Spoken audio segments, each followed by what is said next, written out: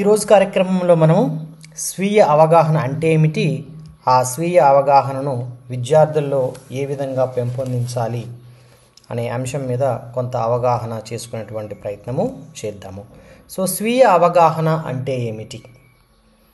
స్వీయ అవగాహన అనేది మన భావోద్వేగాలు, ఆలోచనలు, లక్ష్యాలు, బలాలు, బలహీనతలు అర్థం చేసుకోవడం.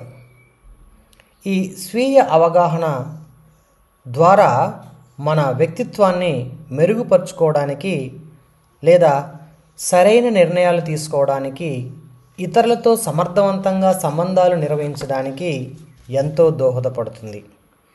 ఇక్కడ మనం ఎమోషన్స్గా మనం మాట్లాడినట్లయితే ప్రతి వ్యక్తిలో అనేక రకాలైనటువంటి ఎమోషన్స్ వస్తాయి.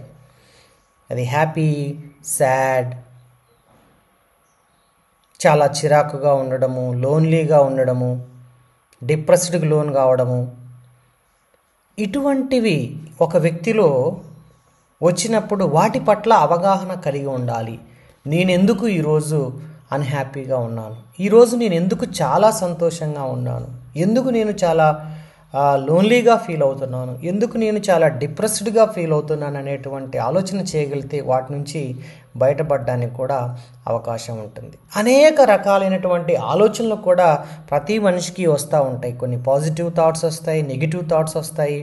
కానీ నెగిటివ్ థాట్స్ ఎక్కువగా వస్తున్నట్లయితే వాటి నుంచి మనం ఎలా బయటకు రావాలి, నెగిటివ్ థాట్స్ని మనం ఎలా కంట్రోల్ చేసుకోవాలనేది చాలా అవగాహన పూర్వకంగా మనము వాటి నుంచి బయటికి రావచ్చు. మరి ఈ స్వీయ అవగాహన ఎందుకు అవసరము, దీనివల్ల మనకి ఎటువంటి ఉపయోగాలు ఉంటాయి అని మనం చూసినట్లయితే, ఇక్కడ మంచి నిర్ణయాలు తీసుకోవడానికి సెల్ఫ్ అవేర్నెస్ అనేది ఎంతగానో దోహదపడుతుంది. గుడ్ డెసిషన్స్ అంటాం మనం. అంటే నిర్ణయాలు అనేటువంటివి మనము చేయాల్సి వచ్చినప్పుడు అప్రోప్రియేట్ డెసిషన్ మేకింగ్ కూడా చాలా ఇంపార్టెంట్. అది అంటే ఇప్పుడు సమస్య వచ్చినప్పుడు లేదా ఇప్పుడు మన ముందు ఒక అంశం ఉన్నప్పుడు దాని గురించి అప్పటికప్పుడే సరైన నిర్ణయం ఎలా తీసుకోవాలి, లేదా మన యొక్క బలహీనతను అధిగమించడానికి, అంటే నా బలం ఏంటి, నా బలహీనత ఏంది అనేది తెలుసుకోవడం ద్వారా నీ యొక్క బలహీనతలను నువ్వు ఎలా ఓవర్కమ్ చేయగలుగుతున్నావు అనే విషయం కూడా మనకి సెల్ఫ్ అవేర్నెస్ సహాయపడుతుంది. అదేవిధంగా సంబంధాలను మెరుగుపరుచుకోవడానికి కూడా ఇది ఎంతగానో దోహదపడుతుంది. ఆత్మవిశ్వాసాన్ని పెంపొందించుకోవడానికి కూడా ఇది ఎంతగానో దోహదపడుతుంది. సో డిఫరెంట్ వేస్ మన ముందు ఉన్నప్పుడు ఏ మార్గము ఉత్తమమైనది అని నేర్చుకోవడానికి డెసిషన్ మేకింగ్ సహాయపడుతుంది. సో మనకు ఉన్నటువంటి సమస్యలను ఎలా ఓవర్కమ్ చేయాలో ఉపయోగపడుతుంది. రిలేషన్షిప్ని మెరుగుపరచుకోవడానికి కూడా ఇది ఎంతగానో దోహదపడుతుంది. అదేవిధంగా సెల్ఫ్ కాన్ఫిడెన్స్, సో ఆత్మ విశ్వాసాన్ని పెంపొందించుకోవడానికి కూడా ఈ యొక్క స్వీయ అవగాహన ఎంతగానో దోహదపడుతుంది. మరి స్వీయ అవగాహన రకాలు, ఇక్కడ స్వీయ అవగాహన రకాలను మనం తీసుకున్నట్లయితే అంతర్గత అవగాహన, ఇంటర్నల్ అవేర్నెస్, రెండవది బాహ్య అవగాహన, దానిని మనము ఎక్స్టర్నల్ అవేర్నెస్ అంటాము. మరి అంతర్గత అవగాహన అంటే ఏమిటి? మన భావోద్వేగాలు, ఆలోచనలు, బలహీనతలు, లక్ష్యాలను మనమే గుర్తించగలగడాన్ని అంతర్గత అవగాహన అంటారు. అంటే ఇంటర్నల్ అవేర్నెస్ ఉన్నటువంటి వ్యక్తులు వారిలో దాగి ఉన్న అంతర్గతమైనటువంటి శక్తుల్ని వాళ్ళు గుర్తించగలుగుతారు. అదే ఎక్స్టర్నల్ అవేర్నెస్గా మనం చూస్తే ఇతరులు మన గురించి ఎలా ఆలోచిస్తున్నారు, మన ప్రవర్తన వారిపై ఏమి ప్రభావం చూపుతుంది అనే విధంగా మనము అవగాహన చేసుకోవడాన్ని ఎక్స్టర్నల్ అవేర్నెస్గా మనము చూడవచ్చు. అయితే స్వీయ అవగాహనను ఎలా పెంపొందించుకోవాలి? ప్రతి వ్యక్తి స్వీయ అవగాహన పట్ల అవగాహన పొందిన తర్వాత వాటిని ఎలా డెవలప్ చేసుకోవాలి, అంటే మనలో వస్తున్నటువంటి ఆలోచనలు మనం ఎలా గుర్తించగలగాలి. రోజువారీ మన ఆలోచనలను గమనించుకోండి. సో ప్రతిరోజు మనకు ఎటువంటి ఆలోచనలు వస్తున్నాయి, అది ఎలా మరి అంటే ఈరోజు మార్నింగ్ నుంచి ఈవినింగ్ వరకు, ఈవినింగ్లో మనం పడుకోవడానికంటే ముందు కొంతసేపు మనము ఆలోచన చేయాలి. మన ఆలోచనలు ఏంటి, మనసు పరిస్థితిని విశ్లేషించగలగాలి.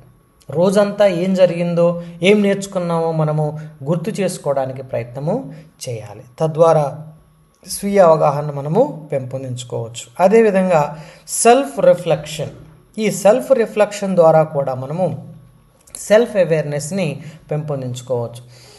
ఒక నిర్దిష్ట పరిస్థితుల్లో మన ప్రవర్తన ఎలా ఉందో సమీక్షించుకోవడం. ఉదాహరణకు ఒక గొడవ జరిగినప్పుడు మనం ఎలా స్పందించామో అర్థం చేసుకోవడం. చాలాసార్లు మనం అలా అనుకుంటాం కదా, ఏదైనా గొడవ జరిగినప్పుడు లేదా ఏదైనా వాగ్వివాదం జరిగినప్పుడు నేను అలా మాట్లాడకుండా ఉండాల్సింది, లేదా నేను అలా ప్రవర్తించకుండా ఉండాల్సింది, నేను అలా చేయకుండా ఉండాల్సింది. ఆ సెల్ఫ్ రిఫ్లెక్షన్ అనేది కూడా మన సెల్ఫ్ అవేర్నెస్ని అవగాహన చేసుకోవడానికి లేదా పెంపొందించుకోవడానికి చాలా దోహదపడుతుంది. అదేవిధంగా మనం చూస్తే ఇతరుల అభిప్రాయాలను స్వీకరించడం అంటే ఫీడ్బ్యాక్. ఇతరుల యొక్క అభిప్రాయాలు అంటే మనకు బాగా నమ్మకస్తులైనటువంటి వ్యక్తుల నుంచి మనం కొంత ఫీడ్బ్యాక్ తీసుకొని మన యొక్క వ్యక్తిగత ప్రవర్తనను అధ్యయనం చేసుకోవడానికి, అవగాహన చేసుకోవడానికి చాలా దోహదపడుతుంది. అంటే మన పనితీరు లేదా ప్రవర్తన గురించి ఇతరుల నుంచి ఫీడ్బ్యాక్ని మనం స్వీకరించవచ్చు. ఉదాహరణకి సహోద్యోగి, తోటి ఉద్యోగులు లేదా కుటుంబ సభ్యులు ఇచ్చినటువంటి సలహాలను మనము ఆచరణలో పెట్టే ప్రయత్నం చేయాలి. కొన్నిసార్లు మనం ఎలా ప్రవర్తిస్తున్నామో మనకి తెలియదు, కానీ మన ప్రవర్తనని పరిశీలిస్తున్నటువంటి కుటుంబ సభ్యులు కానీ, ఇతర ఫ్రెండ్స్ కానీ, లేదా తోటి ఉద్యోగస్తులు కానీ, తోటి విద్యార్థులు కానీ గమనిస్తారు. మనలో వచ్చిన మార్పుని వాళ్ళు మనకు తెలియచేస్తే దాన్ని మనము అవగాహన చేసుకునే ప్రయత్నం చేయాలి. అదేవిధంగా స్వీయ అవగాహన మనము మెడిటేషన్ ద్వారా కూడా పెంపొందించుకోవచ్చు. ప్రతిరోజు కొద్దిసేపు కూర్చొని మనసును నియంత్రించుకోవడము ద్వారా మనము కొంత ఈ మెడిటేషన్ ద్వారా కూడా స్వీయ అవగాహనని మనము పెంపొందించుకోవచ్చు. So check your thoughts and self reflection and meditation. These 3 techniques will improve your self awareness. ప్రయత్నించదగిన కార్యాచరణ లేదా స్వీయ పరిశీలన పత్రంగా మనం ఇక్కడ చూసినట్లయితే ఎలా మనము దీన్ని గురించి కొంచెం లోతుగా అధ్యయనము చేసుకోవచ్చు. సో విద్యార్థులు ప్రతిరోజు తమ భావాలను, వారి యొక్క విజయాలను, వారి యొక్క బలాలు, బలహీనతలను అవగాహన చేసుకోవడం ద్వారా వారిలో ఉన్నటువంటి ఈ స్వీయ అవగాహన అనేది అవగతమవుతుంది. ఇక్కడ ఎమోషన్స్, అనేక రకాలైనటువంటి ఎమోషన్స్ ఎందుకు వస్తూ ఉన్నాయి, వాటికి గల కారణాలు ఏంటి, నేను ఎందుకు ఇలా ప్రవర్తిస్తున్నాను అనే విధంగా కూడా ప్రతి విద్యార్థి వారి గురించి వారు అవగాహన చేసుకోవాలి.